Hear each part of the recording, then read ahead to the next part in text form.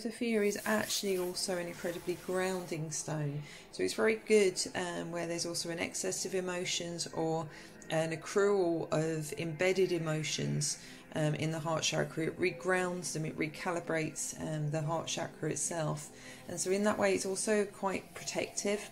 It tends to stimulate dreams as well. It helps you recall dreams, and also enhances recovery and spiritual awakening.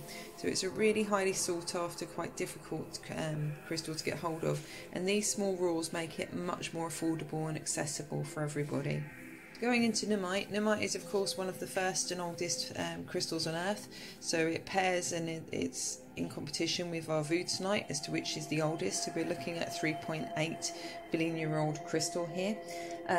It stimulates your chakras to facilitate higher communication with your spirit guides and guardians, but what I particularly use it for, as do many others, this is the stone par excellence for magic work. It's also the stone par excellence for protection from sorcery, the occult, the really heavy dark energies that we don't normally like to describe. We use it also to remove entity attachments. So this is a real heavy duty advanced healer's piece. As I said, they are rare and they are getting rarer. It's really good at clearing those deep embedded blockages, not just from this life but previous incarnations as well. So this is a really highly sought after piece. Nummite will also take you on a journey into the deep parts of your subconscious, and it releases trapped energies in that area. So there's a theme going on with the crystals that I'm videoing this evening. It does access the parts of the mind that have been lost to fear, trauma, guilt, shame. It helps you recall and release those energies, whether that's from childhood, birth, past lives. So it's really quite a solid ally. It really reinforces your courage and determination to do whatever inner work needs doing. Thanks very much for watching, and if the pieces resonate, just drop me a line. Many blessings. So here we have two really rare crystals. One is Rosophia, which is the pinky red ones, which is also considered an Azetulite.